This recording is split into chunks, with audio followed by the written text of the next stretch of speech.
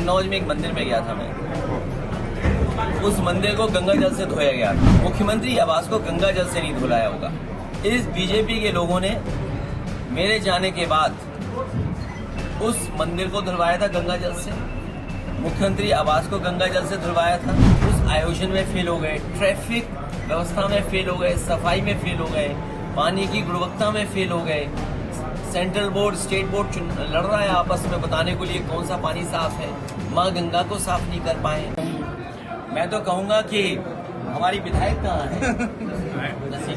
देखिए, अब बड़ा इंटरेस्टिंग सवाल पूछा। हालांकि मैं बोलना नहीं चाहता था, लेकिन मजबूरी है क्योंकि आपने सवाल पूछा, इसलिए बोल रहा हूँ मैं। कोई हमारी इनकी सेटिंग नहीं है।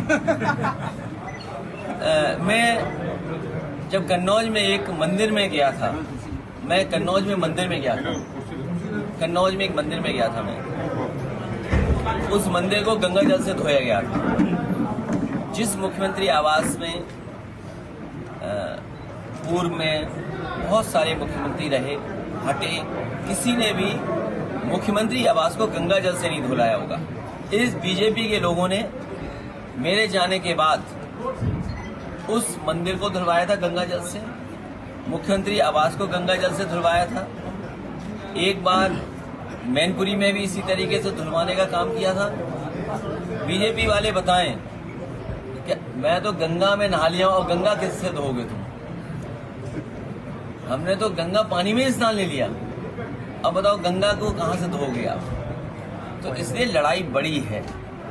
ये जो फुलझड़ियां छोड़ दी जाती हैं छोटी मोटी, इनसे फर्क नहीं पड़ता है कौन क्या कह रहा है। उन्होंने तो एक श्लोक पढ़ा था, याद होगा, भजन भी गाया था, वो तो मैं बोल भी नहीं सकता। उनके विभाग में भ्रष्टाचार पूछ लिया किसी ने कि आपके विभाग में ये कमीशन है, तो उसने एक श्लोक सुना दिया था, भजन गा दिया था उन्होंने। आपको पता होगा क्या भजन गाया था उन्होंने। इसलिए ये सब इनकी बात नहीं है। बड़ा सवाल ये है कि महाकुंभ में ये फेल हो गए, उस आयोजन में फेल हो गए, ट्रैफिक व्यवस्था में फेल हो गए, सफाई में फेल हो गए, पानी की गुणवत्ता में फेल हो गए। सेंट्रल बोर्ड, स्टेट बोर्ड लड़ रहा है आपस में बताने के लिए कौन सा पानी साफ है। माँ गंगा को साफ नहीं कर पाए। जो लोग मर गए हैं उनको मदद नहीं कर रहे हैं। अभी तक संख्या नहीं बता पा रहे हैं कि लोगों की कितनों की जान गई, कितने परिवार खो गए हैं। लोग आ जा रहे हैं, उसमें एक्सीडेंट में जान जा रही है। श्रद्धालु तमाम लोग सड़कों के एक्सीडेंट में मर गए। इसकी क्या मदद करेगी सरकार? ये सरकार न केवल महा फेल हुई है, इस सरकार ने महा घपला भी किया है। इसलिए इसको कोई न कोई रास्ता ढूंढती है बाहर निकलने का। दान भी कुछ कर लें, क्योंकि ये कभी कभी तो आता है, और अभी तो शायद 80 करोड़ लोग स्नान कर लिए हैं। मैं चाहता हूं कि कम से कम 100 करोड़ का रिकॉर्ड तो बन जाए। इसलिए मेरा आपके माध्यम से सरकार से अपील है कि महाकुंभ का कार्यक्रम तब तक चलाएं जब तक भारत के 100 करोड़ लोग या देश के 100 करोड़ लोग स्नान न कर लें। आप कंफ्यूज इसलिए मत होइए, पिछले 9 बजट ने पीडीए इसको कुछ दिया ही नहीं है, पीडीए को कुछ दिया ही नहीं। और अगर कुछ मिल भी रहा था तो उनके साथ भेदभाव हो रहा है। बाबा साहब भीमराव अम्बेडकर जी ने ये जो आरक्षण दिया था वो पीडीए के लोगों का सम्मान था, उनका हक था, उसको छीन रही है सरकार लगातार। आप कहीं और मत जाइए। आपने जो सवाल उठाया वो बहुत महत्वपूर्ण सवाल है, रुपए को लेकर के, बजट को लेकर के है। लेकिन उससे बड़ा सवाल ये है, यहाँ की जितनी भी यूनिवर्सिटी हैं, आप बताओ पीडीए कहीं दिखाई दे रहा हो तो बता दो। यहाँ की जितनी भी प्रतिष्ठित संस्थाएं हैं, 9 साल यूपी के और दिल्ली की सरकार का, अगर एक भी प्रतिष्ठित पीडीए का परिवार बैठा हो तो बता दो हमें। पीडीए के साथ ये भेदभाव इन्होंने किया है।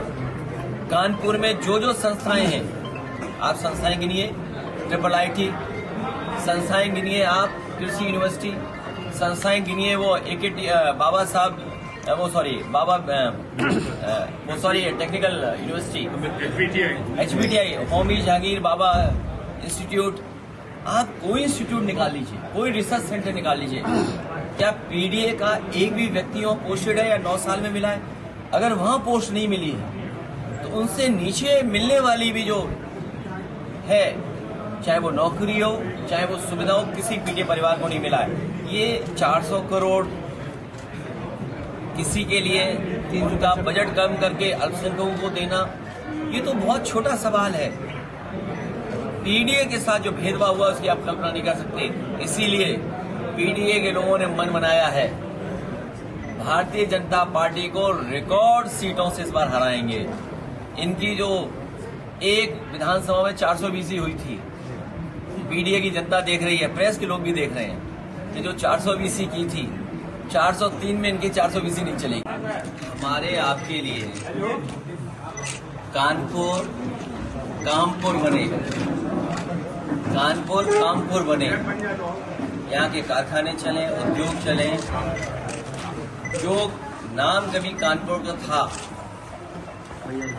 जो प्रतिष्ठा कानपुर की कभी थी, जो लाखों लाख लोगों को नौकरी रोजगार देता था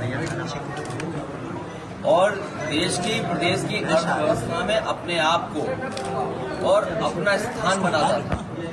और आज भी जब सरकार के इतने वर्षों के बाद, नजरअंदाज करने के बाद भी, सरकारों की बेरुखी के बाद भी, कानपुर अपने आप, कानपुर के उद्योगपति, कानपुर के कारोबारी अपनी मेहनत से और तमाम उलझनों के बाद उसके बावजूद भी कारोबार कर रहे हैं। इधर कानपुर ने कई बजट देखे होंगे, जैसे हर बजट में भारतीय जनता पार्टी के ने मायूसी लाने का काम किया। एक बार फिर जो आखिरी बजट से पहले बजट था, उसने भी कानपुर को कुछ दिया नहीं।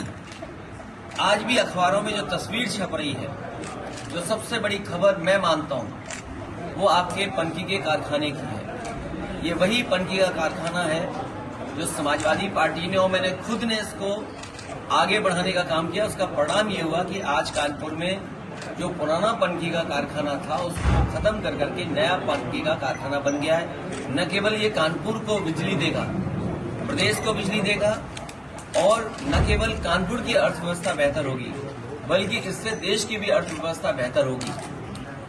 कन्नौज में एक मंदिर में गया था मैं, उस मंदिर को गंगा जल से धोया गया। मुख्यमंत्री आवास को गंगा जल से नहीं धुलाया होगा। इस बीजेपी के लोगों ने मेरे जाने के बाद उस मंदिर को धुलवाया था गंगा जल से, मुख्यमंत्री आवास को गंगा जल से धुलवाया था। उस आयोजन में फेल हो गए, ट्रैफिक व्यवस्था में फेल हो गए, सफाई में फेल हो गए, पानी की गुणवत्ता में फेल हो गए। सेंट्रल बोर्ड, स्टेट बोर्ड लड़ रहा है आपस में बताने के लिए कौन सा पानी साफ है। माँ गंगा को साफ नहीं कर पाए।